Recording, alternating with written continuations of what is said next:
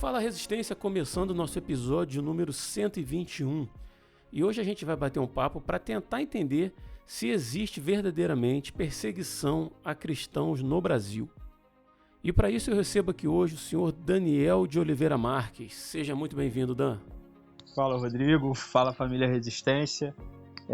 Com prazer que nós estamos aqui falando de um tema que é importante a gente refletir, né? Nós sabemos que, comparados a outros países no mundo, a perseguição religiosa no Brasil em relação a cristãos ela é inferior, mas a gente não pode dizer que ela não existe.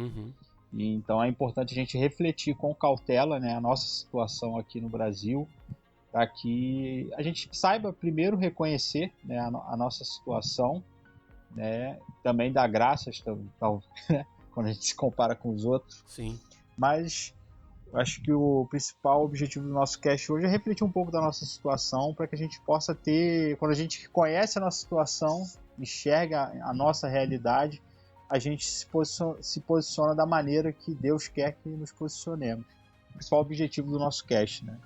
É como todo episódio do RP, é olhar para a palavra, entender qual é a vontade. Quer dizer, primeiramente escolher o tema, né? E a partir desse tema olhar para a palavra e tentar entender qual é a vontade de Deus para cada um de nós, né? Com certeza. E para fechar o time com a gente aí, o grande Will Soares. Seja bem-vindo, meu mano. Ô, meu amigo, primeiro eu quero agradecer por essa oportunidade de estar aqui novamente.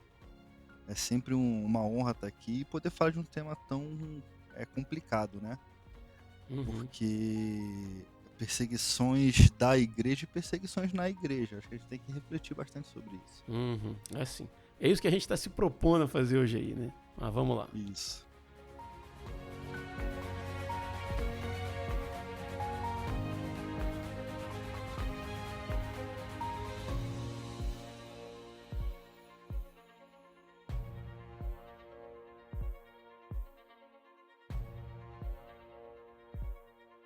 A gente escuta histórias de cristãos perseguidos, né, martirizados, né, principalmente lá no Oriente Médio, né? Para quem tem mais contato aí, igual eu tenho, né, com o missionário Ogni, né, que já gravou com a gente 2 vezes aqui, a perseguição passa a ter uma cara, né? Porque antes é só a perseguição a irmãos, que a gente nunca viu a cara, não sabe o nome, não sabe a cor da pele, a cor dos olhos, nem nada, né? Quando isso começa a acontecer com pessoas que a gente conhece, isso começa a se tornar mais real, né? Mas sempre essa realidade do Oriente Médio, ela é muito diferente da nossa realidade aqui no Brasil, por exemplo, né? Como o Daniel falou, ou como aqui no Ocidente, né? De forma quase que geral. Mas basta a gente olhar com um pouquinho mais de atenção para a gente ver situações de governos ordenando fechamento de igrejas, expulsando padre, prendendo bispos, como aconteceu agora recentemente, né? Em 2024, na Nicarágua, né? Lá na ditadura do Daniel Ortega, a gente viu acontecer esses casos, né? De fechamento de igreja, prisão e tal. E se a gente for olhar também no YouTube, por exemplo, a gente vai ver alguns vídeos no Brasil e no resto do mundo, né? Mas no mundo ocidental, vamos dizer assim, onde a pregação do evangelho, ela enfrenta uma certa resistência, né? Onde igrejas são invadidas. Até agora, um outro caso também mais ou menos recente aqui no Brasil, aconteceu lá em Curitiba em 2022, um grupo de manifestantes políticos, né, liderado por um vereador petista, invadiram uma igreja, tomaram posse do altar e começaram a gritar palavras de ordem lá, como racistas, fascistas e tal. Foi uma igreja católica, não foi? Uma igreja católica. E se manifestando a respeito se eu não me engano, a respeito da morte de um jovem negro no lugar e dizendo que a igreja não teria se manifestado a respeito, enfim. A questão é que esse tipo de coisa acontece, né? E num nível assim, mais pessoal, assim, individual, vamos dizer assim, pesquisando para esse cast, eu vi os casos de alguns pregadores de rua nos grandes centros do Brasil, né? Que têm sofrido retaliação, né? E algumas pessoas até impedem eles de continuarem pregando o evangelho. Eles estão ali numa praça. No Rio de Janeiro a gente vê muito isso, né? Largo da Carioca. O Largo da Carioca, as pessoas ali com a Bíblia aberta, pregando, falando de Cristo. E pessoas, cara, tentando literalmente impedir, e chegando assim beirando uma ameaça assim, de agressão, né? Se eles continuassem falando aquilo porque está me incomodando, né? Então, assim, na minha opinião, né, a perseguição contra cristãos seja ela com risco de morte ou não, né? Como a gente já diferenciou, mas ela pode ser moral, ela pode ser ideológica, ela pode ser em redes sociais, o fato é que ela existe. E eu não sei se isso é uma boa ou uma má notícia, depende da ótica de quem estiver assistindo esse episódio, mas ela sempre existiu e sempre vai continuar existindo, né? E é por isso que esse assunto é relevante para a gente, para nós cristãos, que eu digo, né? De forma geral. Uhum. Porque assim, é hora da gente entender ou saber diferenciar qual o tipo de perseguição que a gente sofre, qual o tipo de perseguição que é preciosa para a gente, né? Como Jesus nos ensinou, né? A gente vai falar sobre isso. E também saber diferenciar quando somos perseguidos por nossa culpa pessoal ou por culpa de Cristo, por causa de Cristo, né? E isso Ou quando é só impressão nossa também, né? Quando é só impressão da pessoa. Verdade. Às vezes nem tá acontecendo nada, a pessoa tá lá. Verdade. Eu acho que se a gente souber fazer essa diferenciação, a gente vai finalmente entender como que a gente precisa nos portar, como que a gente deveria reagir diante desse tipo de perseguição, entendeu? Se a gente souber fazer essa diferenciação, eu acho que já é um bom caminho, né? Eu acho que é isso que a gente vai tentar trazer aí. Mas o que vocês assim têm num primeiro momento aí que vocês pensam a respeito desse tema? Bom, vamos lá. Primeira coisa, que eu não acredito que no Brasil haverá uma perseguição institucionalizada como aconteceu na Nicarágua. Por quê? Porque a gente tem um curral eleitoral gigantesco dos evangélicos no Brasil. Uhum. Por quê? Faz sentido. Existe um pensamento de que... Eu vou dar o exemplo da pessoa periférica, a pessoa negra, a pessoa mais humilde e tal, mas a pessoa que está na periferia, existe uma imagem que as pessoas mais elitizadas têm, de que essas pessoas têm matriz africana, de que elas frequentam terreiros e bababá. Cara, essa é uma visão equivocada de uma elite que era política. A verdade é, a pessoa mais pobre, ela é cristã evangélica, muito das Assembleias de Deus. E essa pessoa mais humilde, essa pessoa mais simples, achei a palavra, essa pessoa mais simples, ela é um excelente curral eleitoral para manter as pessoas no poder. Então você vai contra aquela pessoa, porque a primeira pessoa que chegar com um discurso a favor dela, ela simplesmente vai naquela pessoa. Agora, não temos institucionalizada, concordo, isso aí é fato para mim, e para mim não teremos. Mas, em termos de sociedade, a gente tem uma perseguição e ela é muito clara. A gente tem uma perseguição de pessoas acreditando que, inclusive, que a Bíblia deva ser reescrita. Uhum. Não só pessoas de dentro, mas pessoas de fora, porque querem se adequar aos novos tempos.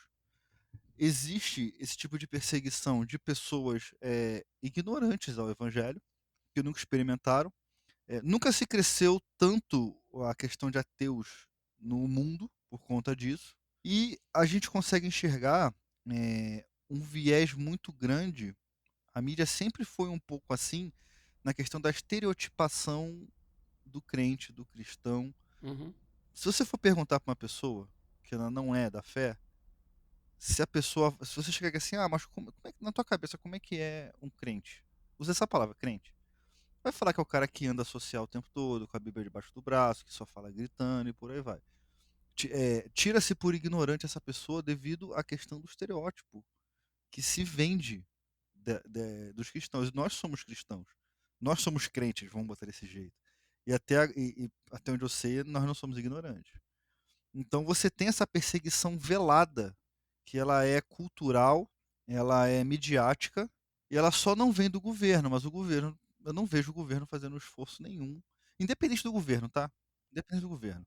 Eu não vejo nenhum governo fazer algum tipo de esforço para remediar isso. E ao contrário, sem querer te cortar, você já completa, Claro. mas você vê a questão do curral eleitoral que você falou. Até governos que são, vamos botar assim, de esquerda, né? Que de repente tem valores que são mais contrários. Enfim, não quero entrar nessa questão de direita e esquerda. Que Mais progressistas, né? Exatamente. E até a galera ateísta normalmente adere mais a esses movimentos. Essa galera, quando chega perto da eleição, começa a tentar fazer pactos com evangélicos também. Fato.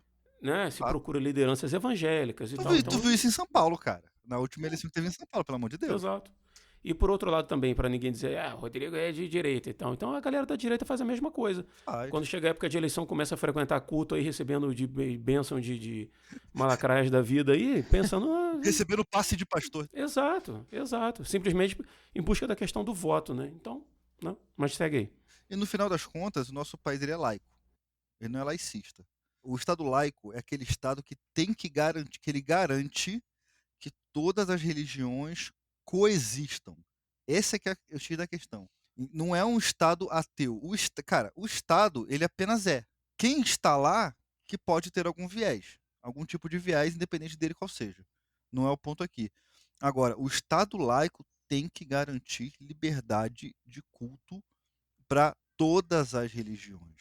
O Estado laicista é o Estado ateu. É outra ideia, sabe? Nós estamos em um Estado laico. O Estado laico, pelo Estado laico, nós temos a permissão de culto. No Rio de Janeiro tem uma lei onde é proibida manifestações religiosas dentro do trem. Isso chegou a virar lei, cara? Não sabia. Virou lei no trem da Supervia. Virou lei. Quando as pessoas pregavam lá, as pessoas mandavam calar a boca. Alguns insistiam, outros se calavam. Inclusive o Will pregava no trem, que eu sei. Pregava no trem. Sim, só que acabou que eu fiquei de home office infinitamente, aí acabou, né? Uhum. Mas eu presenciei isso. Um cara mandando um garoto de, sei lá, 16 anos que tava indo pra FATEC, que tava pregando durante a ida do trem, e tava usando aquele tempo dele pra pregar, e o cara chegou gigante em cima dele, mandando ele calar a boca, porque era proibido, não sei o que, eu vou mandar te prender, blá, blá, blá. É nesse nível. Então, quando você fomenta leis desse tipo, você quebra o Estado laico, sabe? Então, a respeito às religiões é uma coisa. Se a religião é certa, a doutrina, esse é outro rolê. Até porque é só o crente pregando que incomoda no trem, né? Pois é. Porque é só isso que tem no trem. Quem anda de trem aí sabe que pode tudo. Pode roda de samba, pode bagunça, pode vender, pode fazer showzinho. Café da manhã no trem. Os caras fecharam um pedaço no trem ali. Só não pode o crente falar de Deus. Pois é, o cara gritando. Você 6 horas da manhã indo, tentando dormir, o cara gritando. Não vendendo, mas o cara gritando, falando alto. Ah, cara, me ajuda. E vale também ressaltar que o trem aqui da Supervia, né, o trem do Rio, tinha um vagão específico onde acontecia o culto, né? Tipo assim, não era em todos os vagões. Uhum. Era o primeiro vagão ali, era o primeiro e segundo, eu acho, né, Will? Uhum. Então, tipo assim, se você não queria participar do culto, você podia ir lá no outro trem. Eu sei que as pessoas que pegam condução estão querendo, às vezes acorda cedo, às vezes quer tirar um ronco ali do trabalho pro trem, não sei o quê. Mas a gente também tem que ser realista na nossa crítica, né? Porque a reclamação é seletiva. Uhum. Então você vê que existe um preconceito por detrás da reclamação. Sim, cara, porque, cara, se você tem um Estado, foi o que eu falei aqui, o Estado laicista, que é, de certa forma, o Estado ateu, onde o Estado não se movimenta para a religião, nem a religião se movimenta para o Estado, é diferente do que a gente tem. Quando você exerce uma lei como essa, que é diferente, cara, tipo assim, eu não tô falando da lei do silêncio, que é uma lei com relação a barulho, onde já frequentamos igrejas, Daniel sabe, onde a igreja quase foi processada por excesso de barulho. É diferente isso. É diferente. É uma lei que proíbe liberdade de culto em um local específico. E é uma lei estadual. Se fosse uma regra de uma empresa privada, cara, não, você não tem o que falar. Você não tem o que falar. Um outro exemplo. Um colégio, acho que lá no Nordeste,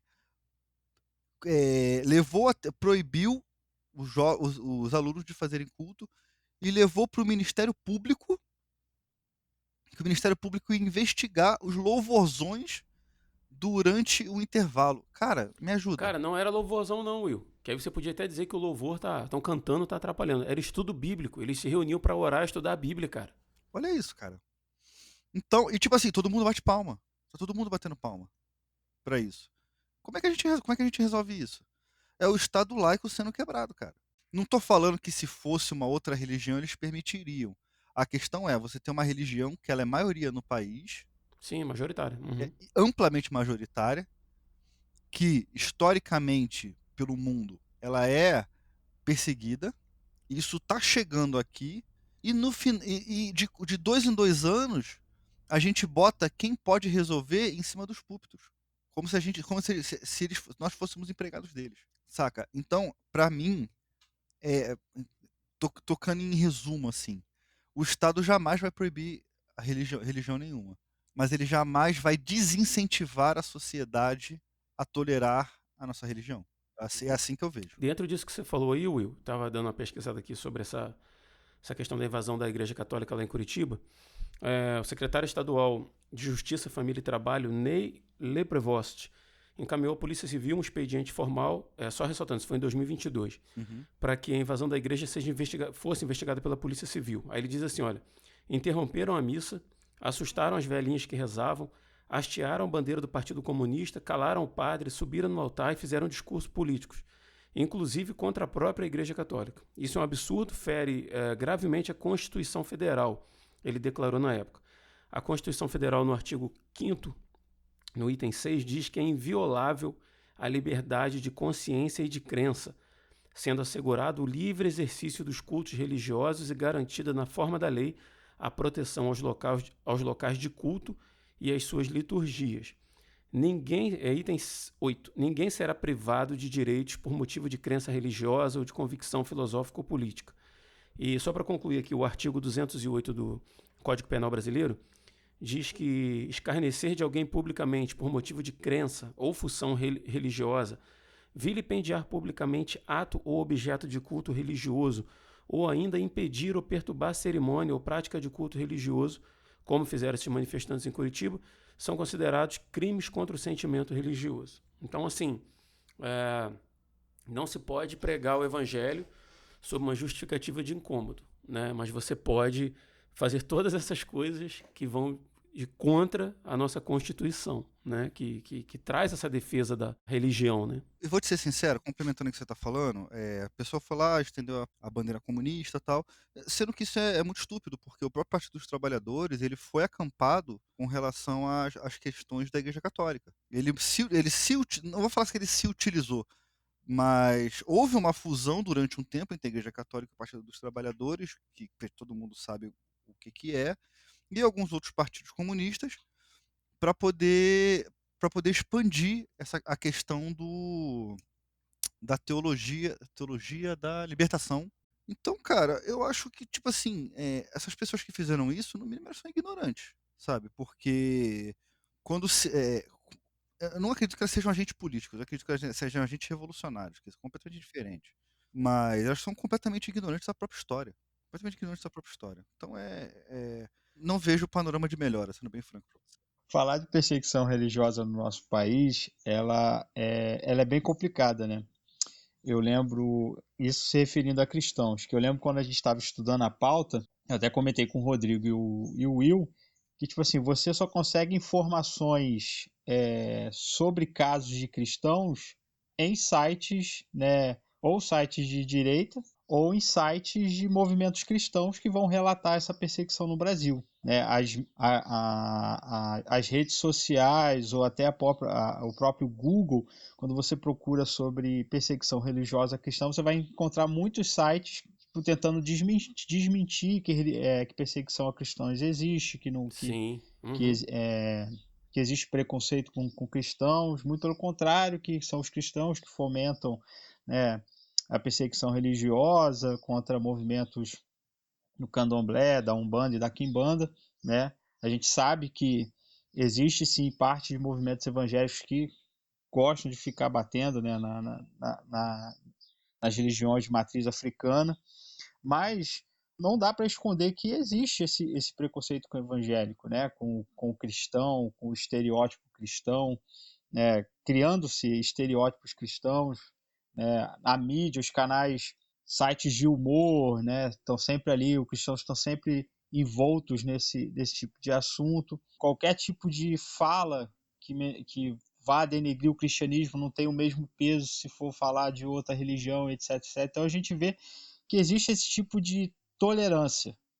Com o evangélico você pode bater, com o evangélico você pode criticar, coisas do cristianismo você pode zombar, pode escarnecer, e tá tudo tranquilo. Não tem nenhum tipo de movimento assim, nem da mídia, nem de repórter, nem de jornalismo, que vá enaltecer essa situação, né? Fica por isso mesmo. Uma voz que vai falar desse assunto tem que partir de movimentos de direita ou de sites cristãos mesmo que vão pontuar esses assuntos. E muitas vezes esses pontuamentos, essas falas, vão ser criticadas ou vão ser atacadas por movimentos contrários que pensam diferente da igreja. Então, no Brasil, como a gente bem vê, essa questão de perseguição religiosa ela está muito no nível intelectual, muito no nível midiático, mas assim no que tange a restringir a nossa liberdade, a gente tem que reconhecer que a gente ainda tem, né?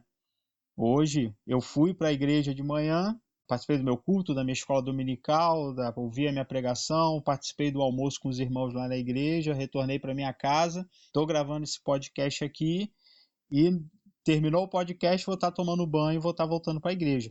Então, ainda no Brasil, a gente curte, ainda usufruímos de grande liberdade religiosa, né? Se por um lado, do lado da mídia, do lado do intelectualismo, né? A gente vai entrar quando a gente for falar sobre perseguições em faculdade, etc, etc. Por esse lado, existe sim uma restrição, uma inibição, uma tentativa de menosprezar, de causar algum constrangimento a cristãos, mas por outro lado, tudo continua funcionando como sempre funcionou, né? As nossas igrejas vão estar abertas ali no culto de 7 horas até às 9 horas da noite. As nossas reuniões vão continuar acontecendo.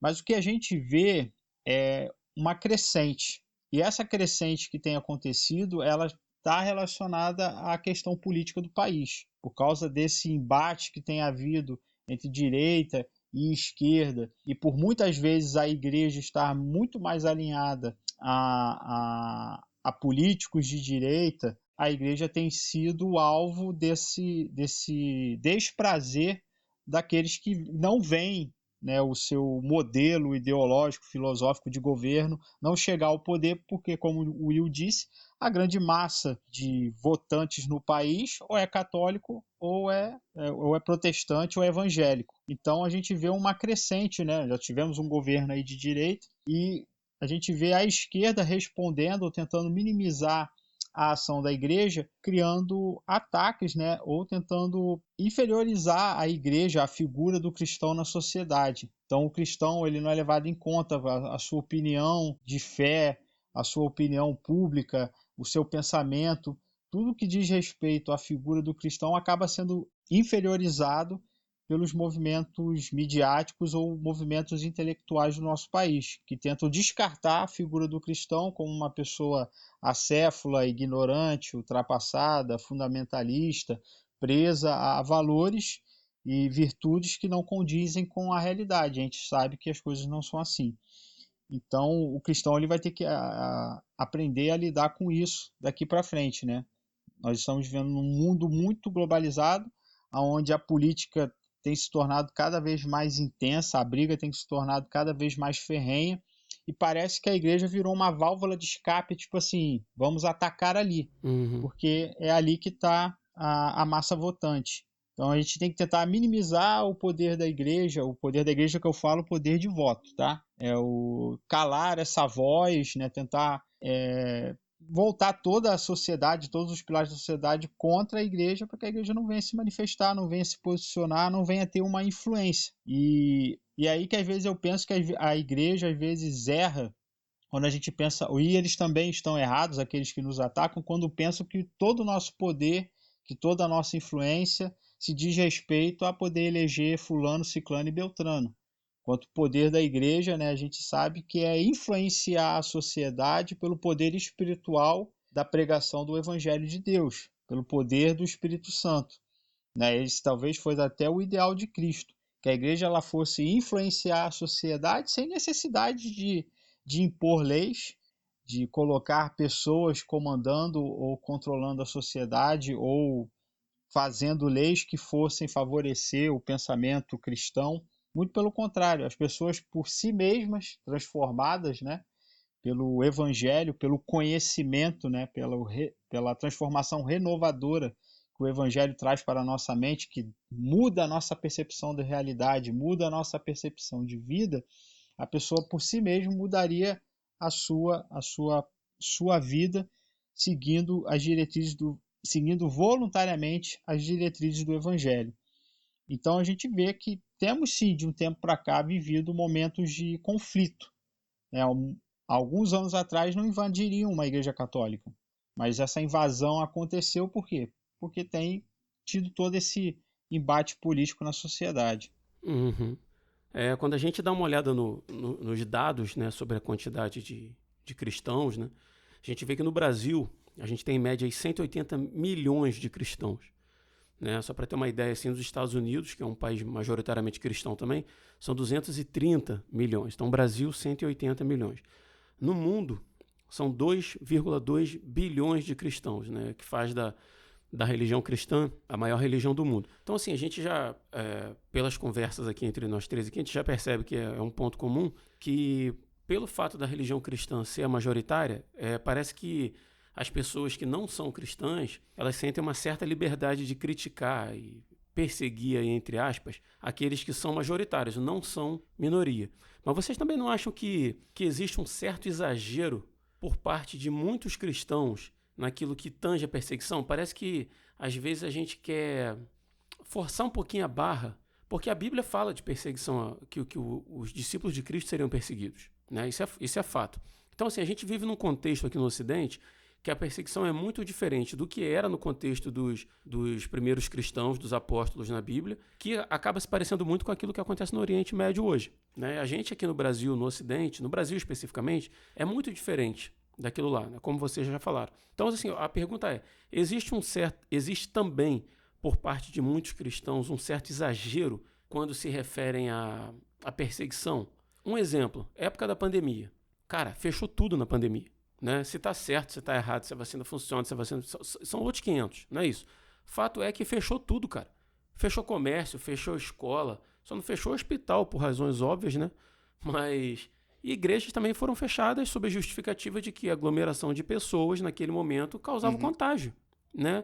E, cara, a minha igreja local aqui não teve problema nenhum com isso, cara. A gente respeitou, conforme foi sendo liberado aos poucos, a gente começou a abrir com espaçamento no banco, o pessoal usando máscara e tal, pensando no bem maior. Mas eu também vi, cara, um monte de pastores aí dizendo que o governo estava querendo fechar a sua igreja como se isso fosse uma perseguição religiosa. Teve bastante. Quando... Não teve, Muito. cara. Então, assim, a minha pergunta é, vocês, na percepção de vocês percebem que há um certo exagero também para se forçar uma perseguição, vamos dizer assim? Cara, em alguns 2 ou 3 casts atrás, eu falei que a gente tem que diferenciar o escândalo do chilique, né? Isso aqui é a mesma coisa. A gente tem que diferenciar o que se considera como perseguição e o que se considera limitação do direito de culto. Uhum. Sabe? Porque você ser perseguido, estão perseguindo a minha igreja, aí você vai quem é? É o vizinho do lado. Aí quando você vê o vizinho do lado, ele tem um filho pequeno e extrapola 100 decibéis. Uhum. Esse é o ponto. É aí que eu quero chegar. E você tem a diferença entre você ter um país, tipo a Nicarágua, como a gente já citou, onde é proibido o culto. Há um tempo atrás, não sei se vocês lembram, na Venezuela houve uma tentativa disso também. O povo foi em massa para as ruas e o Maduro retrocedeu para essa questão de proibição de culto na Venezuela. Então, eu acho que há uma forçação de barra para se vitimizar, porque, cara, a verdade é, cara, o brasileiro ele tem essa tendência a gostar do tadinho, né? A gente tem essa tendência. Sim. Então, se você tem algum pastor, alguma denominação como tadinho, as pessoas vão lá em cima e não vão querer saber o que vai acontecer. Elas vão chegar e vão comprar aquele barulho. Porque o brasileiro ele é muito assim. Uhum. Se você trocar ideia com uma pessoa rápida na rua e contar algum problema, a pessoa vai tentar te ajudar. O brasileiro é do brasileiro. E as pessoas, infelizmente, se aproveitam disso. Agora, a gente dizer que existe uma perseguição real e absoluta, como se fosse em países onde o culto é proibido, cara, é mentira. Uhum. O Daniel explicitou isso aí no começo. Nosso dito de culto ele não está cerceado. O que a gente tá, o que o cristão ou o crente está cerceado é com relação a algumas camadas da sociedade. Pode até ser que isso seja o início de uma coisa maior, mas a gente ainda não sabe, né? Pode, pode. E eu vou te falar, eu acho que não, cara. Eu acho que ele, ele pode ser o início de algo maior, mas isso não vai pra frente, cara. Porque tem uma diferença enorme, cara, entre você tentar cercear o direito de, sei lá, 10 milhões de 10 milhões não, 50 milhões de pessoas Uhum. com 300 pessoas. Isso não vai acontecer, cara. Se, cara, vou dar um exemplo aqui. Se do dia pra noite proibirem o culto no Brasil, ó, a religião cristã evangélica e a católica são, nem a católica, a cristã evangélica está proibida de ter culto aos domingos. Vamos fechar as igrejas, vamos tornar as igrejas em bares, tá? É esdrúxulo, é esdrúxulo. Eu duvido que amanhã as ruas não vão estar cheias de pessoas protestando pro seu direito de culto. E aquela pessoa que falou isso, que estabeleceu essa lei, na próxima eleição ela está fora. Então, eu acho que existe uma forçação de barra, sim, com relação à perseguição, sim, e muitas das vezes uma reclamação não é uma perseguição. Tem que ter essa diferenciação. E, cara, estão colocando críticas, opinião, como perseguição. Você não pode mais criticar. Não tem muito tempo, um grande pastor midiático simplesmente falou: ah, não, se aquele pastor tá errando, você deixa ele. Não toca no ungido. Ah, me ajuda, velho. Me ajuda, vai. Me ajuda, cara. Aí é fácil. Eu usei esse áudio no RP uma vez. Quem é que toca no ungido do Senhor e fica impune? Ungido do Senhor é problema do Senhor. Ungido do Senhor não é problema teu. Olha isso, cara. Teu pastor é ladrão? Teu pastor é pilantra? Você não está gostando? Sai de lá e vai para outra igreja. Não se mete nisso não, que não é da tua conta não. Cai fora. Vai embora. Está aqui, ó. Tchau. Pastor, Deus abençoe o senhor. Eu quero aqui a minha carta. O senhor pode me dar uma carta de apresentação que eu vou para outra igreja. E se não der também, como diz Jabes, vai embora. Só não arruma problema. É isso aí, ele está correto. Só não arruma problema. Não toque ungido de Deus. Rapaz, aprenda isso. Eu já vi gente morrer por causa disso, irmão. Irmão, eu já vi gente morrer. Eu estou falando aqui. Eu já vi gente morrer. Meu irmão, isso é coisa muito séria, meu irmão. Meu irmão, não toma atitude contra pastor. Não entra nessa furada, não vai. Se ele vir contra mim, ele vai perecer. Se ele vir contra mim, Deus vai tirar a vida dele. Entendeu?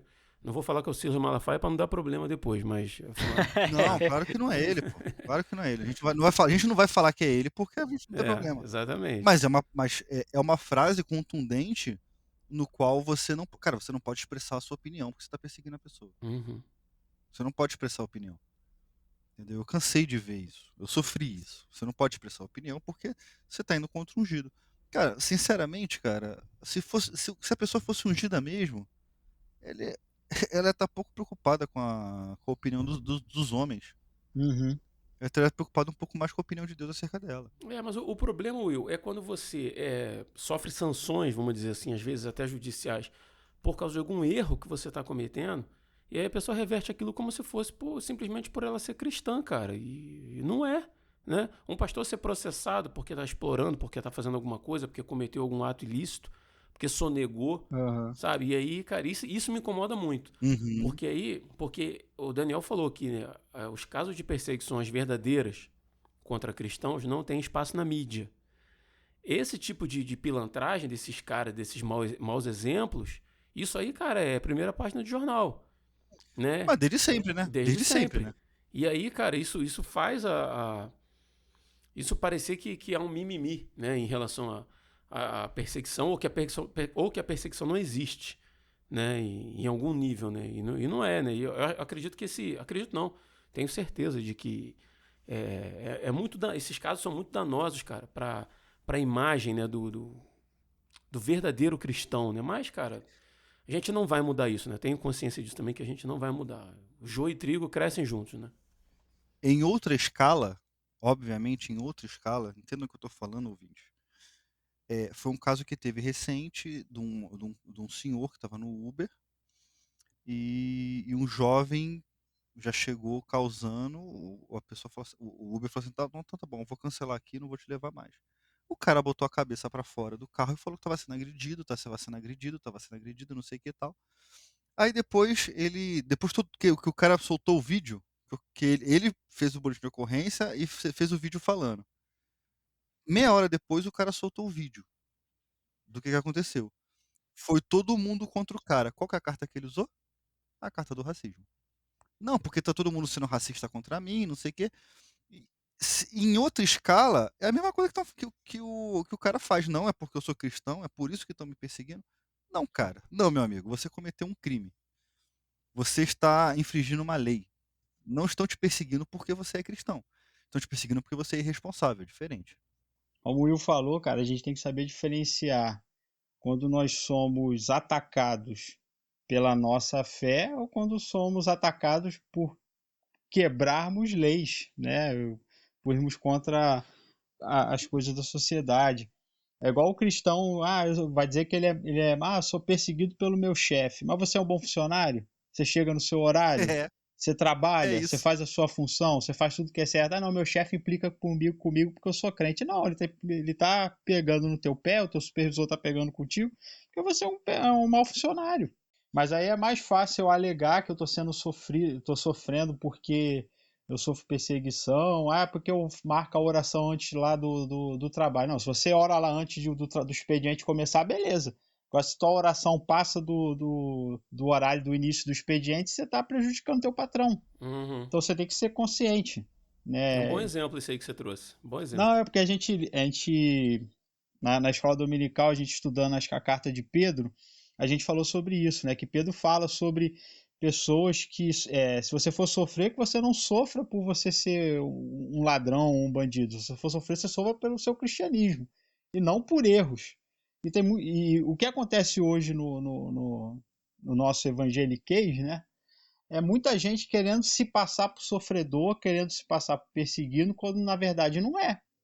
Foi lá, se meteu onde não tinha que se meter, foi arrumar confusão onde não deveria, e aí quer pagar que está sofrendo porque é cristão? Não, está sofrendo porque está se metendo onde não devia meter, onde não deveria se meter. É o que eu falo, como eu citei agora há pouco. Cara, nossas igrejas estão abertas, tá, todo mundo foi para a igreja, a maioria foi para a igreja hoje, não tem nenhuma lei proibindo ninguém, o culto de funcionar, do seu pastor pregar, do seu ministério de louvor tocar na sua igreja, de você poder pregar. A gente tem certa liberdade no país. Então a gente não pode pegar os casos que têm acontecido ou até os movimentos políticos que têm se levantado e maximizar tudo. A gente tem que ser realista, a gente tem que enxergar a nossa realidade. Tem um movimento aqui? Tem alguma coisa pontual ali? Claro que tem. Teve um caso, acho que um Ministério Público foi instaurar uma comissão contra um colégio que tinha viés religioso, era um colégio cristão, não sei, acho que foi em São Paulo ou foi no Nordeste que aconteceu isso.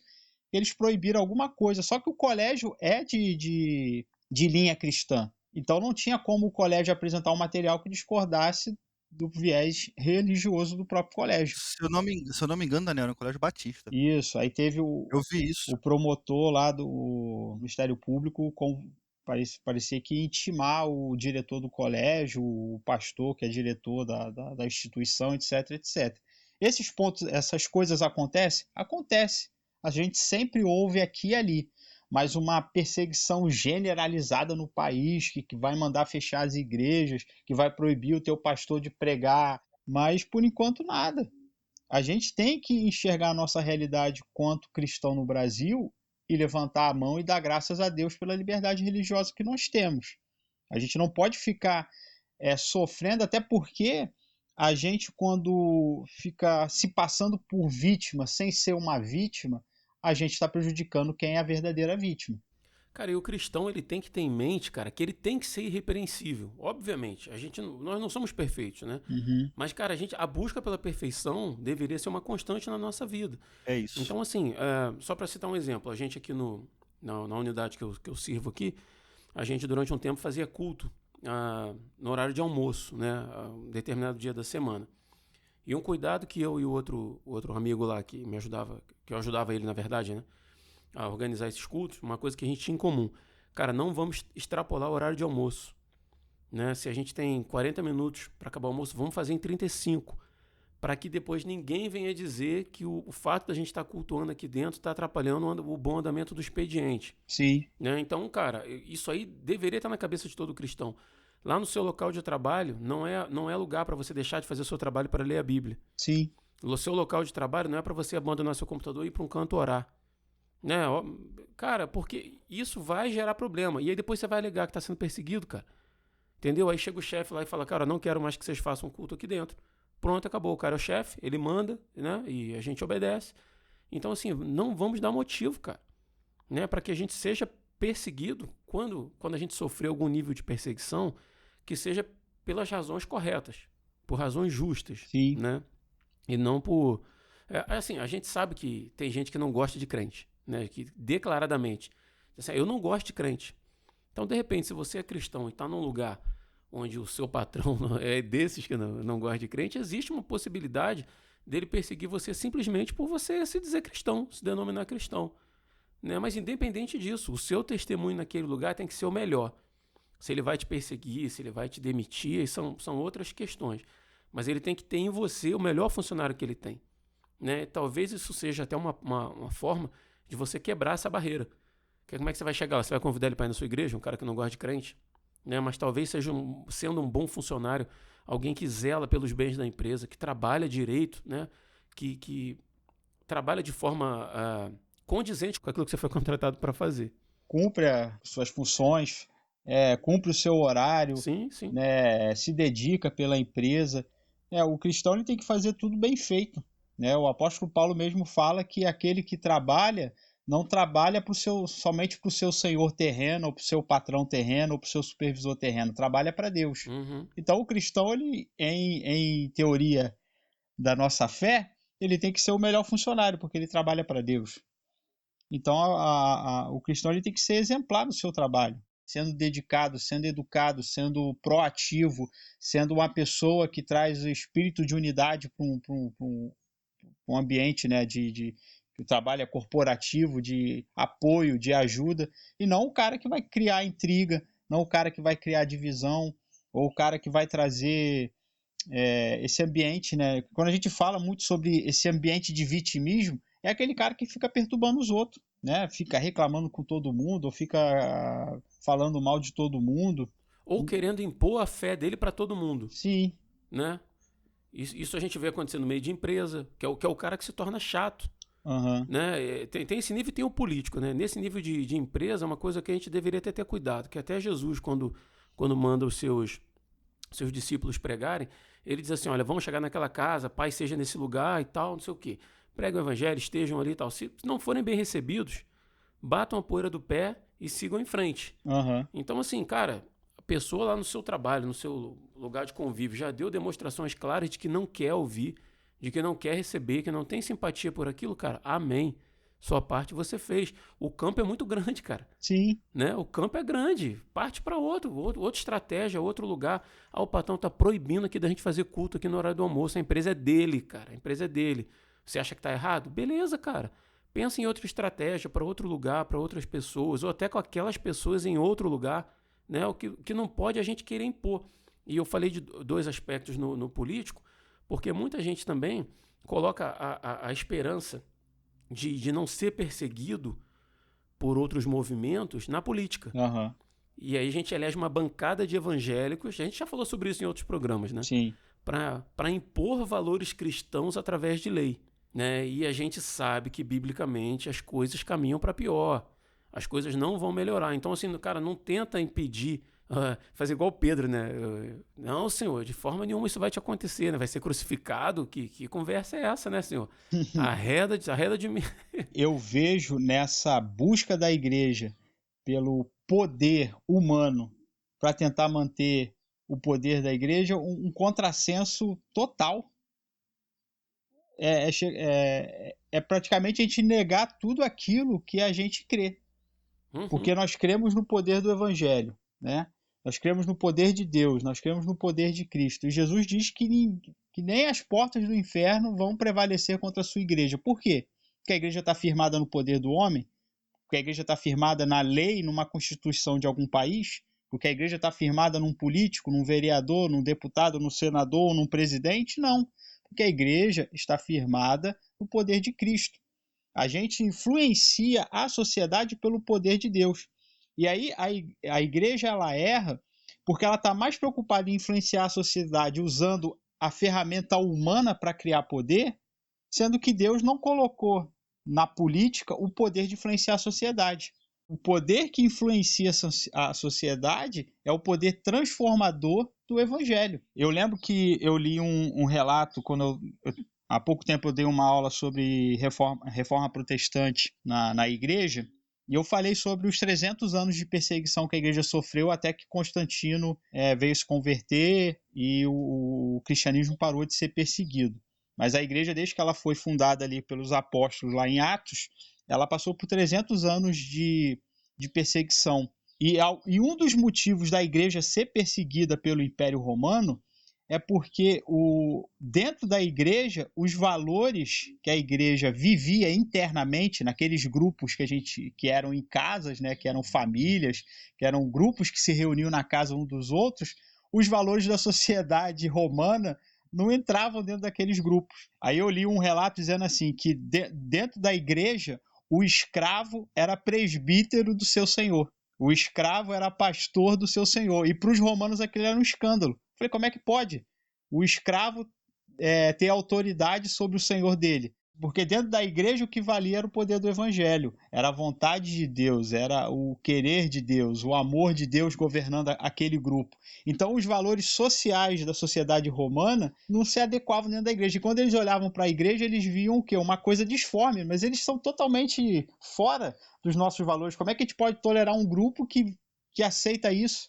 Um escravo ser o cara que prega para o próprio Senhor. Mas isso existia dentro da igreja por quê? Porque a igreja conseguia vencer o pensamento da sua época. Porque eles acreditavam e porque, principalmente, eles viviam aquilo que eles ensinavam. Então, a igreja hoje ela tem errado muito, porque ela tem brigado muito para tentar impor aquilo que não vem pela força humana, que não vem pela força política, que não vem pela força de uma ideologia, mas que vem pela força do poder do Espírito Santo.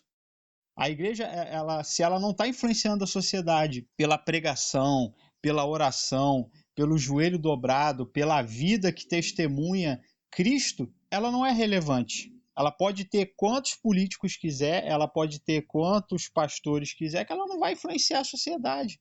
A gente até fala, né, que a bancada evangélica parece que envergonha mais o reino de Deus do que defende as pautas do reino. Tudo bem, a legalização do aborto no Brasil vai ser uma coisa terrível se passar, porque já estão tentando passar, né? O STF tentando dar os seus pulos aí. Carteirada, né? Isso, a carteirada do STF para aprovar sem que o Congresso que realmente legisla no país execute as leis, vai ser ruim. Mas, cara, se a gente influenciar a sociedade pelo poder do evangelho, não vai ter aborto. Se tiver pessoas que amem, né, que lutem pelos seus filhos, que tenham consciência de vida como Cristo ensinou, não vai ter aborto. A gente pode perder por um lado, mas a gente pode ganhar pelo outro, se a gente pregar a verdade de Deus. Mesmo que a lei diga que o aborto é permitido, você pode trabalhar com a pregação do evangelho, a conscientização, a transformação do evangelho, para que essas pessoas não cumpram aquilo que a lei diz que é permitido a elas, né? Então você teriam... Eu estou entendendo. Uhum. A lei seria só um acessório, porque as pessoas não fariam o aborto. A verdade é essa. Eu sei que a aprovação dessa lei é uma coisa terrível, porque a gente sabe que crianças vão estar sendo mortas. Do nosso prisma humano, né, social, político, é terrível. A gente vai estar permitindo que uma barra... Assim, a gente não vai estar permitindo porque não vai ser a gente que vai aprovar essa lei. Também tem esse ponto, né? Eu acho que cada um responde por si. Porque mesmo com a lei aprovada, não vão ser os cristãos que vão sair abortando por aí, em teoria. Então a gente não é responsável, não vamos ser responsáveis por essa morte. É legal a gente ir lá brigar para que essa lei não passe, porque é uma lei ruim, porque não é uma lei boa, que não vai contribuir com coisa nenhuma. Beleza, mas se nós perdermos essa briga no campo jurídico, no campo político, no campo ideológico, amém. Vamos lutar para a gente ganhar essa briga aonde a gente tem o nosso maior poder. Porque como o Rodrigo falou, que é a influência, que é a mudança de mente, né? Como diz o apóstolo Paulo, né? A metanoia. É a mudança de mente que faz a pessoa ter uma nova perspectiva de vida em relação a si, à sociedade e ao todo. E com certeza a gente tem que mudar essa perspectiva de mundo através da pregação do evangelho. E a igreja está perdendo muito, insistindo numa ferramenta que Deus não colocou como o meio de mudar a sociedade. A gente está abraçando muito o que as ideologias e os partidos políticos defendem, porque eles creem nessa utopia de que se o meu modelo político vingar, se a minha ideologia governar o mundo vai ser perfeito, e a gente sabe que não é, que o mundo perfeito só existe em Cristo. É engraçado, Daniel, que você citou o imperador Constantino, né, de quando a igreja era perseguida, né, quase 400 anos, né, de perseguição, 300 e pouco, né, que você falou? Foram 317 anos, eu acho. 317 anos, e aí o imperador Constantino, aí supostamente convertido ao cristianismo, né, torna isso torna o cristianismo como a religião oficial do Império Romano. E aí, cara, é curioso, assim, só queria fazer um disclaimer, porque eu já ouvi a justificativa assim, de que cristãos devem ser perseguidos porque os cristãos também perseguiram, que os cristãos, através das cruzadas e tal, mataram... Já ouvi isso também. Né, usando isso como argumento. Tipo assim, porque vocês são a situação, né? Então, assim, nós somos a oposição, nós podemos atacar a situação, vamos dizer assim. Mas a gente sabe que, historicamente falando, né, que as cruzadas foram uma série de campanhas militares que foram incentivadas pela Igreja Católica, né, para reconquistar a Terra Santa que estava sob domínio muçulmano. Uhum. Então a gente sabe que pessoas foram mortas, povos foram convidados é brincadeira, né, foram obrigados a assumir a nova religião do Império, né, e enfim, para que não fossem mortos e tal. Então assim, só um disclaimer, cara, é que muito embora a Igreja Católica fosse provavelmente a única igreja cristã conhecida, ou porque era o maior império do mundo na época, a gente tem que levar em consideração que todos esses conflitos que ela se meteu também envolviam questões políticas e econômicas.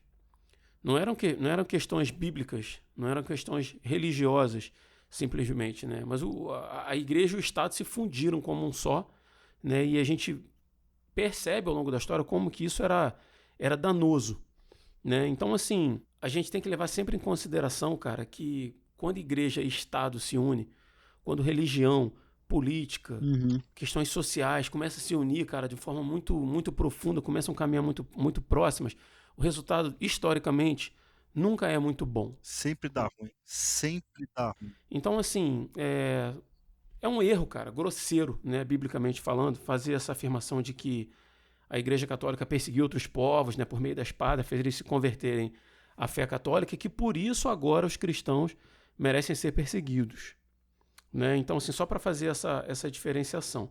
Para quê? Para a gente entrar no próximo ponto aqui do nosso papo, que é onde a gente vai dividir essa perseguição. Porque, pelo que a Igreja Católica fez nessa época que eu acabei de citar agora, ela colheu os frutos também negativos, vamos dizer assim, né? Povos que se levantaram contra elas e tal, vocês mataram a gente, agora a gente vai te matar, né? Principalmente a questão de muçulmanos, né?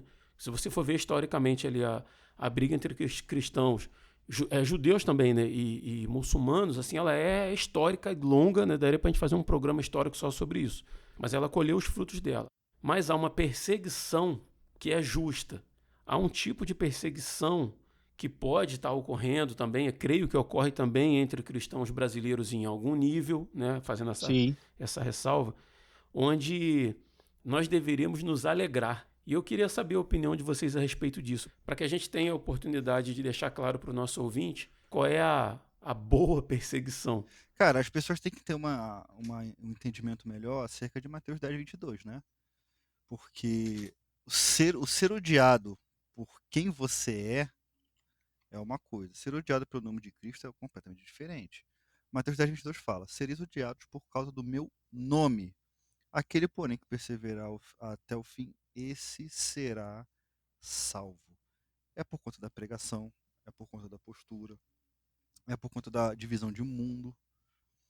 Essa é a perseguição que, ao meu ver, e até biblicamente, ela vale. Agora, se você, como a gente falou lá atrás, se você fez alguma coisa e você acha que você está sendo perseguido, cara, é outra ideia, cara, é completamente diferente. O que seriam outras coisas aí, além do que a gente já falou? Tiver alguma cabeça específica? Cara, claro que me vem, cara. Eu vou te falar uma situação. Por exemplo, se o camaradinha chega lá, ele tá dentro da igreja. Um exemplo simples, vende carro de leilão e fala e não passa essa informação, porque essa informação é válida. Exemplo simples, não, exemplo bem específico, né, cara? Não, cara, é um O cara exemplo vende carro de leilão. É um exemplo Caramba. simples, que acontece muito, cara.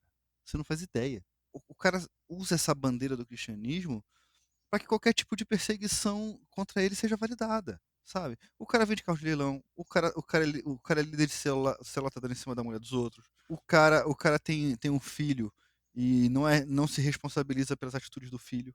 Isso é muito, muito normal, cara. É mais normal do que a gente imagina. O cara se considera moralmente superior a todo mundo lá na fábrica e faz questão de mostrar isso o tempo inteiro, né? E é isso, cara. Porque ser cristão, na cabeça das pessoas, é você ser moralmente superior. E o mundo já tem uma expectativa com relação a isso. Essa pessoa, ela tem que ser moralmente superior. Mas você não tem que falar que você é moralmente superior. Você Exato. tem que ser. É. Cara, a mulher de César, ela não precisa parecer recatada do lar. Ela não precisa ser recatada do lar. Tem que parecer recatada do lar. Assim que eu acho que as pessoas agem hoje em dia. Então, ao meu ver, antes de você querer mostrar qualquer tipo de coisa, tem que ser, cara, porque as pessoas vão ver. Jesus fala numa das parábolas que você não tem como pegar uma lâmpada acesa e esconder ela em algum lugar. Ela vai iluminar onde ela Uhum. onde eu estiver. Deixa Cara, só brilhar, que né? aí que tá. O deixar brilhar não é você ser um pavão. Não brilha demais, não, né, cara? Brilha só o necessário. Não é, cara. Pô, cara, você não precisa ficar mostrando pra todo mundo que você é moralmente superior. Parece o Kiko com o Chaves, cara. Que o Chaves estava lá brincando, o Kiko vai lá, pegava um brinquedo maneirão e levava. É tipo isso, cara. É, aham. É tipo isso. Porque a sua vida correta, ela já vai mostrar para as pessoas que têm uma vida torta que a sua vida é certa. Exatamente. Elas já vão perceber que é uma coisa diferente. Não precisa você anunciar isso para as pessoas, né? O ponto é esse. Aí as pessoas se colocam nessa posição de ser moralmente superior e as pessoas vão bater em cima dela por causa disso, porque de certa forma é uma arrogância. Aí a pessoa vai falar: Não, eu estou sendo oprimido, eu estou sendo perseguido. Apenas seja, cara. Cara, é igual a selfie da caridade que eu sempre falo. Eu não acredito na selfie da caridade, cara. Uhum. Porque isso pra mim é só uma demonstração vulgar de superioridade moral. Pra mim é só isso. Você tem que chegar, você tem que ser. Cara, se você faz, ninguém tem nada a ver com isso. Agora, quando você tenta exalar essa superioridade, até para simular uma falsa perseguição, para simular uma história, para se colocar nesse lado. Cara, ainda graças a Deus eu não tenho mais Instagram. Mas o que tinha disso no Instagram, cara? De gente falando que estava sendo perseguida, de gente falando que estava sendo perseguida por causa do evangelho, por causa disso e daquilo. É quando você vai ver a história, cara, não tinha nada a ver com isso, cara. Era uma briga de vizinhos, cara, tola, tosca, sabe? Então, eu acho que a gente tem que ser. A gente consegue ser mais inteligente que isso, vai?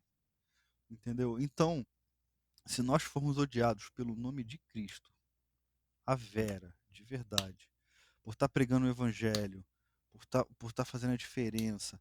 Se você, cara, você pode ter certeza.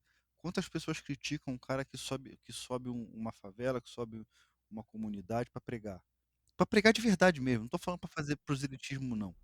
Para pregar de Uhum. verdade. Chega Sim. lá, vai, prega, vai embora. Quanta gente não critica um cara desse, cara? E até mesmo os da fé, quantas pessoas não criticam um cara desse? Sabe? O cara tá sendo criticado pelo nome de Cristo, cara. E aí, como é que a gente faz? Eu acho que a genuína perseguição, ela sempre acontece quando se vive uma genuína vida de evangelho. O Will falou, tem muita gente que quer aparecer. É diferente quando você está preocupado com a pregação do evangelho ou em levar a mensagem genuína e você não quer bater de frente com ninguém, você só quer transmitir a sua mensagem. Né? Em Mateus 5, quando Jesus fala que serão bem-aventurados os perseguidos por causa da justiça, porque deles é o reino dos céus, e serão bem-aventurados aqueles que forem injuriados ou perseguidos, ou que mentirem contra eles por causa de viverem conforme o evangelho. Tudo isso vai acontecer por quê? Porque as pessoas vão ter que se posicionar. Essas duas últimas bem-aventuranças, elas só vêm depois que você se posiciona em relação às outras. Você só vai ser perseguido ou você só vai ser ultrajado se você reconhece que você precisa do Espírito de Deus. Você precisa ser restaurado, renovado. Você se reconhece como um pecador, que você precisa de Deus. Você só vai ser perseguido se você chora pelos seus próprios pecados. Você só vai ser perseguido se você é alguém que se submete a Deus, que obedece a Deus. Você só vai ser perseguido se você tem fome e sede da justiça de Deus.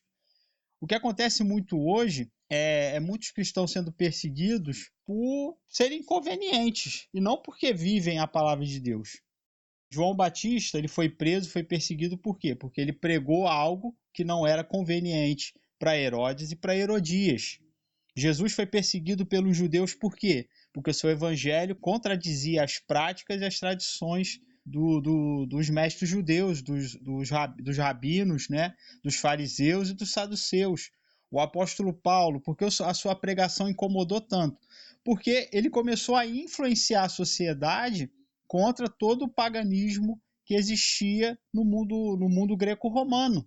E isso começou a incomodar a sociedade da sua época, e isso automaticamente fez essas sociedades que estavam no entorno de Cristo, no entorno de Paulo, no entorno dos apóstolos, no entorno da igreja, se voltar contra a igreja. Eu gosto muito quando o apóstolo Paulo ele chega ali em Corinto, né, chega ali em Atenas, como diz lá no texto de Atos, e ele se revolta com o culto, né, com aquela idolatria que está existindo em Atenas, né, diz aqui o verso 16 de Atos 17. Enquanto Paulo esperava em Atenas, o seu espírito se revoltava em face da idolatria dominante da cidade. E o que o apóstolo Paulo fez? Ele chegou lá chutando a porta? Chegou lá chamando todo mundo de idólatra, de pecador, que vão para o quinto dos infernos? Não.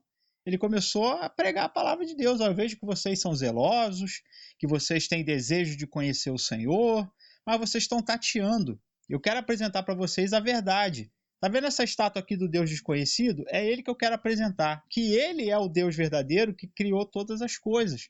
Então o Paulo foi ali abrindo, né, debatendo de uma forma que seus conterrâneos pudessem entender, mas ele apresentou a verdade com objetividade, com clareza e com razão. Com respeito, né? Foi respeitoso. Com respeito. Ele não precisou desrespeitar ninguém, mas isso gerou uma consequência, né? A gente vai ver que Paulo vai sofrer de Demétrio, que era um ourives que fazia a imagem dos deuses romanos. A igreja, por estar influenciando a sociedade sem precisar. E ó, eu adoro esse texto de Corinto por causa disso, porque o apóstolo Paulo ele não fez ele era cidadão romano, ele não fez um decreto, ele não fez uma lei, ele não foi atrás de imperador romano, ou ele não foi atrás do senado romano para impor uma lei que proibisse o culto aos deuses. Ele foi lá e pregou a palavra. Ele foi lá e pregou a verdade. E sem favoritismo político nenhum, o cristianismo começou a crescer naquela sociedade. De forma que Demétrio vai se levantar lá em Atos 19 e ele vai dizer: esse Paulo, essa igreja, essa pregação que está indo contra os nossos valores vai colocar a nossa profissão em perigo. Por quê? Porque ele viu que o evangelho cresceu. Cresceu o quê? De forma orgânica. Cresceu de forma natural.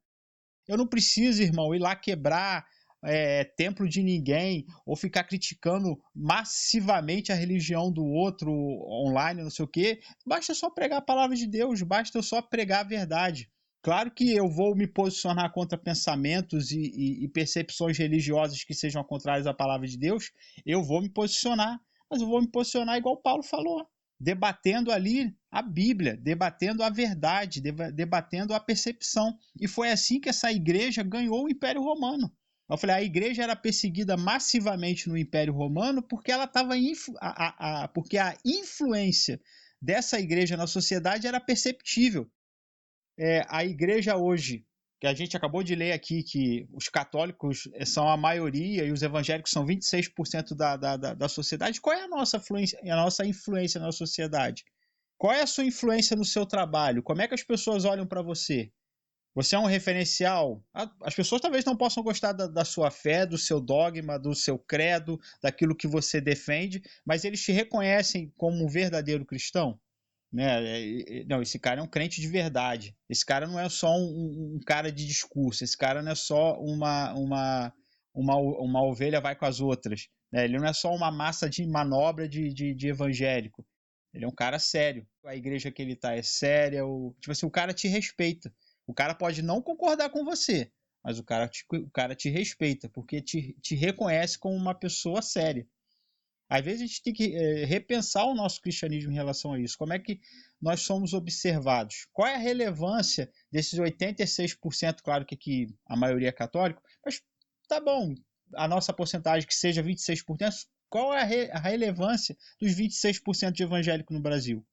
Como membros do Resistência, que foi um podcast criado até para tocar em feridas da própria igreja cristã protestante reformada brasileira. Se a gente já viu coisa na igreja que é deixar o pessoal de cabelo em pé. Mas a gente critica aqui. O que a gente percebe muito hoje no Brasil é que existe uma oposição à igreja, não a igreja que está querendo pregar os valores de Deus, mas uma igreja que se tornou uma militância política que quer impor Cristo, doa quem doer, que quer mandar, que quer tomar o poder, que quer entrar no jogo político, sendo que quando eu olho para a Bíblia, eu vejo uma igreja que não tinha poder e influência nenhuma política e ideológica, mas que mudou a sociedade porque tinha o poder de Cristo. Eu acho que nós, como cristãos, temos que rever, e quando nós abraçamos o vitimismo ou abraçamos esse joguinho de tipo assim, eu preciso, como o Will falou, eu preciso me passar por coitadinho para que todo mundo venha me abraçar, a gente perde a nossa identidade. A identidade do cristão, e eu percebo isso muito na Bíblia, é o do perseguido. É o que toma as pancadas e continua andando. Tem um texto do apóstolo Paulo que eu acho assim lindo, que é aquele texto que ele expulsa, né, o espírito da pitonisa lá em Atenas. Os donos da escrava que recebia o espírito lá entram na justiça, prendem o apóstolo Paulo, ele é preso, ele é açoitado, aí acontece a conversão do carcereiro na prisão. No outro dia, eles descobrem que o apóstolo Paulo é um cidadão romano, que ele tinha direitos, que ele tinha privilégios e que todo julgamento foi arbitrário e tudo que eles fizeram com o Paulo estava errado. Tipo assim, aqueles caras deveriam ser severamente punidos pelo que eles fizeram com Paulo.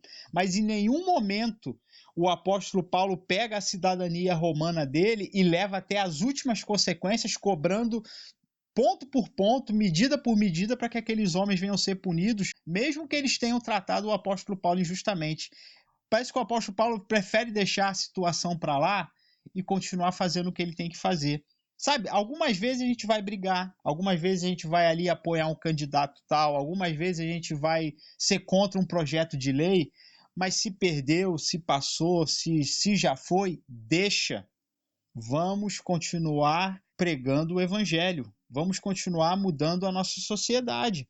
Ah, mas vão ensinar o meu filho aquilo, vão ensinar meu filho a ideologia A, vão ensinar para o meu filho a ideologia B. E eu pergunto você, pai cristão, que está preocupado com seu filho, com o professor do seu filho, com a faculdade do seu filho, se você está preocupado em ensinar o teu filho o caminho que, se ele aprender, ele não vai desviar. Porque essa é a promessa que nós temos na palavra. Ensina a criança no caminho que ele deve andar e ainda, quando for velho, ele não se desviará dele. Tem muito crente preocupado com o professor, com a ideologia do colégio, mas não está preocupado em ensinar e ler a Bíblia para o filho. Não está preocupado em ser exemplo para o filho. Não está preocupado em levar a criança para a igreja. Não está preocupado em apoiar a escola dominical da sua igreja. Não está preocupado em apoiar o professor da sua igreja. Aí eu tô, mas eles vão bagunçar as nossas crianças estão sendo atacadas. Pelo amor de Deus, meu filho. A minha mãe arrastava 4 crianças para a igreja. Bora! Domingo de manhã vão acordar cedo. Né? Dava exemplo. Minha mãe era professora de escola dominical, dava exemplo dentro da igreja e dentro de casa.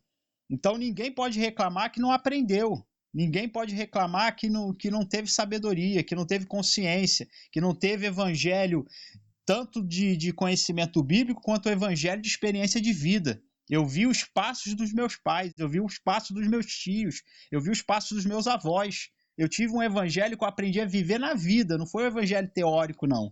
E é esse evangelho hoje que eu, como cristão, eu tenho consciência que eu tenho que interiorizar na vida da minha filha. É levando a minha filha para a igreja, mas é também trazendo ela para dentro de casa e ela olhando para mim e identificando um verdadeiro cristão. É aí que eu vou proteger a minha filha das investidas de Satanás que estão do lado de fora. Porque se ela não tiver protegida por dentro, se ela não tiver uma base, é aí que Satanás toca, é aí que Satanás derruba. É aí que o professor lá na faculdade vai mudar a cabeça dela. Agora, se o evangelho estiver interiorizado ali, se o evangelho estiver dentro do coração, se o evangelho estiver dentro da mente, nada vai vencer, nada vai corromper, nada vai mudar. E era isso que essa igreja primitiva vivia. E foi por isso que o apóstolo Paulo foi relevante na sociedade que ele viveu. Por isso que a igreja primitiva, a igreja de Atos, a igreja da Bíblia, a igreja que Deus nos manda sermos hoje, tem que ser relevante. É uma igreja que influencia a sociedade porque ela vive o evangelho. As pessoas podem negar as nossas bandeiras, as pessoas podem rasgar as nossas Bíblias, as pessoas podem queimar o nosso livro físico, mas elas não podem queimar e nem destruir aquilo que Deus escreveu nos nossos corações e escreveu nas nossas mentes. E é isso que a igreja tem esquecido. Quando a gente fica brigando muito pela minha porta da minha igreja aberta, se a porta da minha igreja fechar, ela não vai deixar de existir, porque a minha igreja não é um templo físico. A igreja do Senhor sou eu. A igreja do Senhor é você. A igreja do Senhor é você dentro da sua casa. Eles podem fechar todas as igrejas. Pode acabar com tudo. A igreja não vai deixar de existir porque a igreja é um corpo místico unido com Cristo. Sou eu e sou você, vivendo todo dia a verdade de Deus. E isso ninguém pode destruir. A gente está abraçando o vitimismo, abraçando a nossa necessidade, abraçando uma necessidade de existência ou uma necessidade de reconhecimento que Cristo nunca buscou. Rodrigo, eu gosto muito ali, encerrando a minha fala aqui, em Apocalipse 22, versículo 11, que diz assim: continue o injusto fazendo injustiça, e continue o imundo ainda sendo imundo. O justo continue na prática da justiça, e o santo continue a santificar-se. Eis que venho sem demora, e comigo está o galardão que eu tenho para retribuir cada um segundo as suas obras. Apocalipse 22, verso 11 e verso 12. Cara, Deus não está preocupado se o ideológico ou quem for está ensinando coisa errada dentro do colégio, dentro Ele está mandando a igreja ser o que a igreja deveria ser. Deixa que o que é dele está reservado. Agora é vocês que têm que viver no caminho que eu os convoquei. E é assim, vivendo o evangelho de vida, que a igreja influencia a sociedade. E onde Deus trabalha, quem impedirá? Cara, eu vou trazer aqui um texto. Na verdade, eu não vou ler o texto, né, mas só a referência. Lá em Mateus 5, a partir do versículo 10, esse texto diz que Jesus, né, ensina que aqueles que são perseguidos por serem justos, serão recompensados nos céus. Né? Ele também diz que os seus seguidores, né, os seus discípulos, nós, no caso, devem se alegrar quando forem perseguidos, maltratados e caluniados, pois isso é uma recompensa que os espera no céu. Em Mateus 24, a partir do versículo 9 também, não vou ler o texto, mas Jesus diz que os seus seguidores serão perseguidos, presos e mortos, e serão odiados em todo o mundo por causa dele. Então, assim, perseguição por causa dele, sofrer por causa da justiça. Né? Então, assim, só resumindo, Daniel está muito certo no que falou, mas eu não posso deixar de passar passar esse ponto, porque, cara, não se alegre se você se acha perseguido porque você apoiou o candidato A ao invés do candidato B. Né? Porque o candidato A era do diabo e o candidato B era de Deus. Não se sinta injustiçado se você é perseguido porque você é um acusador da vida alheia, que aponta quem merece para o inferno e quem merece para o céu. Não espere justiça de Deus para a sua vida se você gasta a sua vida inteira sendo injusto, sendo maledicente, sendo arrogante, sendo cheio de si. Se for desse jeito, você está perdendo seu tempo. Preste atenção nisso. Jesus disse que aqueles que forem perseguidos porque amam, porque pregam que é chegado o reino de Deus, aqueles que são perseguidos porque são justos num mundo de injustiça, porque se negam a praticar o mal, o pecado, mesmo que todo mundo ao redor esteja fazendo. Para esses, Jesus diz: eu tenho uma recompensa nos céus para vocês, e seja lá o que vocês passarem nessa terra, por causa do meu nome, vai ser apenas uma distante lembrança.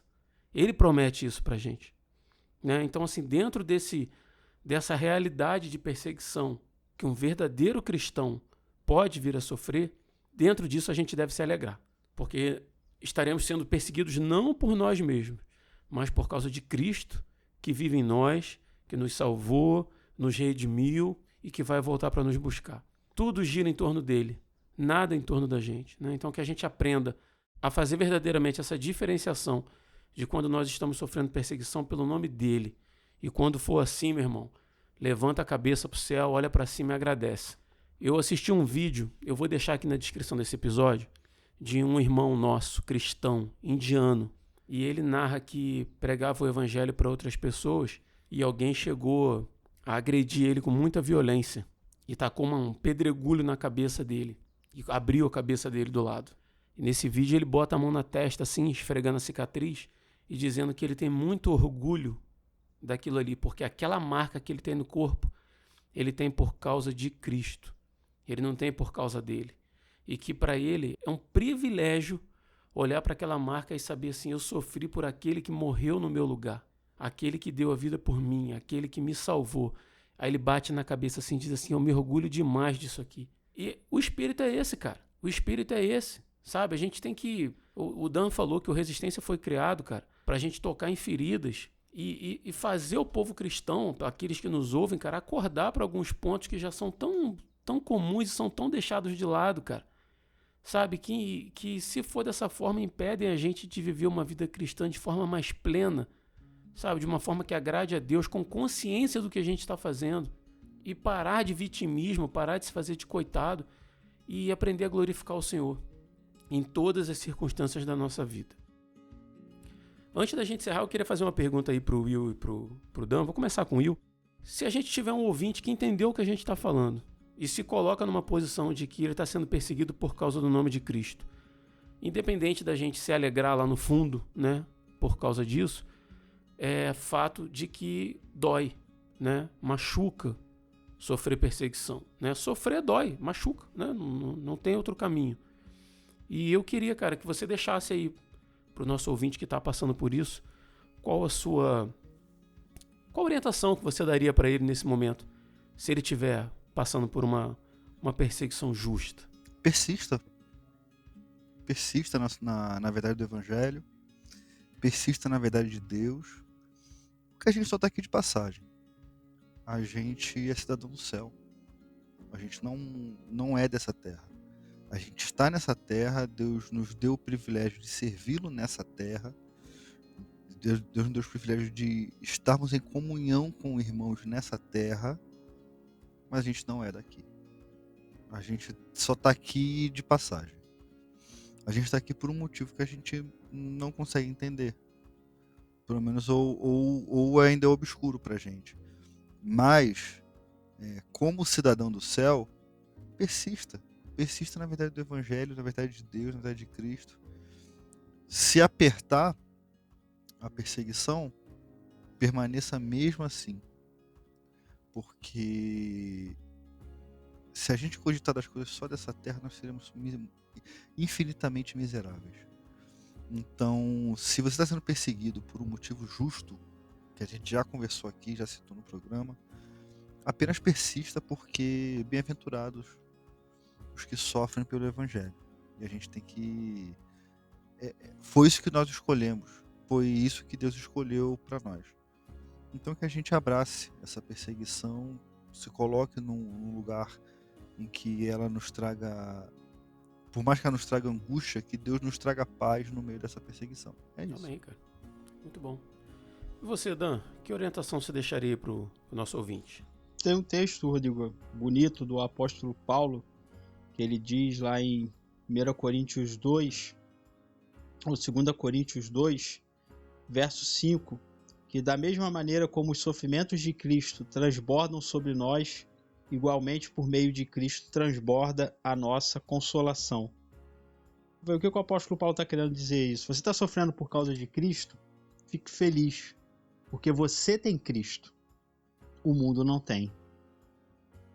Você tem um Salvador, você tem um guia, você tem um rei, você tem um Senhor que te ama, que se faz presente, que te consola, que te fortalece, que te sustenta, que te provê, que é o teu amigo, que está sempre presente. Ao mesmo tempo que nós sofremos por causa de Cristo, vale a pena, porque o nosso sofrimento nos leva para Cristo. Nós temos o nosso Senhor, o nosso Deus presente, a vida eterna presente. Tudo que Cristo é na nossa vida representa consolação. É um consolo saber que nós não somos do mundo. E aqui não é arrogância, né? É de entender de que nós não vivemos mais segundo os valores do pecado, que nós não andamos mais conforme aquilo que a sociedade considera como bom e que Deus nos apresenta para nós como caminho de morte. Então o nosso consolo é ter o próprio Cristo. E isso é um privilégio, porque Cristo é tudo. Cristo é a vida, Cristo é a felicidade, Cristo é o caminho, Cristo é a verdade. Então, se por um lado a nossa dor e o nosso sofrimento vem por um mundo que se opõe a nós, o nosso consolo vem tudo de Deus. Então eu acho muito bonita essa frase do apóstolo Paulo, como ele diz, eu perdi tudo a fim de ganhar Cristo. E Cristo vale tudo. Vale perder amigos, vale perder o respeito de familiares, vale você perder talvez uma nota lá na faculdade, ser olhado torto, ou pessoas virarem as costas para você. Tudo isso vai valer a pena, porque você já tem Cristo. Porque o mundo que briga pela vanglória, pela honra do mundo, pelo valor do mundo, pela exaltação do mundo, pelos aplausos da sociedade, pelos aplausos do outro, a gente não está buscando a aprovação da sociedade, nós estamos buscando a aprovação de Deus. A gente não está buscando felicidade querendo viver como a sociedade quer viver. A gente quer buscar felicidade e verdadeira vida vivendo a vida de Cristo. Eu quero a aprovação de Deus. Se você continua buscando a aprovação desse mundo, é porque você ainda não largou esse mundo. E ainda Cristo não se tornou tudo para você. Quando Cristo for tudo para você, for tudo para mim e for tudo para você, Ele será a sua consolação. Porque Ele é suficientemente tudo aquilo que nós queremos e tudo aquilo que nós ansiamos. Cara, eu queria, dentro disso que você falou aí, trazer um texto que está lá em Apocalipse 2:10, que no início do versículo diz assim: não temas as coisas que tens de sofrer. E ele termina dizendo assim: sê fiel até a morte e dar-te a coroa da vida. Cara, mesmo que o mundo todo, né, caminhe numa direção, eu deixo isso de conselho para o nosso ouvinte, cara, não desanime, né? Não se entregue. Use até a perseguição para dar testemunho do que Deus é na sua vida, né? Assim como fez esse nosso irmão indiano que eu citei acima aí. Se isso te custar um emprego, Deus vai te prover o sustento. Se isso te custar um relacionamento, Deus vai prover o sustento, né? Se isso te custar, eu te garanto que já custou muito mais para Jesus. E Ele pagou o preço, né, pela nossa vida. Então que a gente viva de forma digna, né, que agrade a Ele. E não desista, não desista. Né, eu tenho certeza que até aquele último dia Ele vai cuidar de mim, vai cuidar de vocês que nos ouvem, de vocês que participam, e vai continuar cuidando pela eternidade afora. Amém.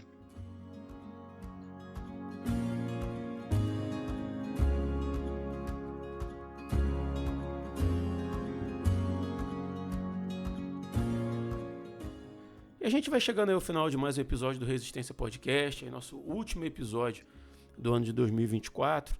Queria agradecer muito aí você que ficou com a gente até o final e te pedir mais uma vez, ajuda a gente a compartilhar o Resistência. Nas estatísticas do Spotify desse ano, a gente viu que nesse ano de 2024 a gente teve um crescimento legal. E esse crescimento é todo orgânico. A gente não paga a divulgação do Resistência, até porque a gente não tem dinheiro para isso, né? Mas a gente não paga, a gente não faz de forma automática. Então a gente depende de você que ouve a gente para recomendar mesmo para pessoas que você conhece, compartilhar em suas redes sociais. Então assim, se o episódio não foi legal para você, não precisa compartilhar não, beleza. Mas se você gostou, se abençoou a sua vida, ajuda a gente, compartilha o Resistência aí. Pega aí, sei lá, 5 pessoas que você conheça e manda para ela individualmente e ajuda a gente não a levar o Resistência, mas a levar o Evangelho, a levar a palavra de Deus para mais pessoas, tá bom? Queria agradecer também meu grande amigo Will Soares. Will, obrigado, tá? Pela participação. Eu sei que você vai dizer que foi um prazer, mas o prazer foi meu, primeiramente. Então, muito obrigado. Meu irmão, que ano, hein? Esse ano foi fantástico. É sempre bom estar aqui com vocês, com o Daniel, que a gente não falava tem um tempo. E é sempre bom a gente poder compartilhar da verdade do Evangelho, né? E pro ouvinte fica por tudo que a gente falou, que se você interioriza no seu coração, tá? Evangelho te custa e normalmente te custa tudo. Então esteja pronto para entregar tudo, porque esse tudo que Deus pede, que pra gente pode parecer muita coisa, mas comparado à eternidade não é nada. Verdade. Então que a gente consiga sempre com o coração feliz entregar tudo para o Senhor e que esse tudo seja a nossa alegria. É isso, meu irmão. Deus abençoe o nosso ano aí e que ano que vem continuemos sendo a resistência. Amém, cara. Daniel, obrigado também pela tua participação.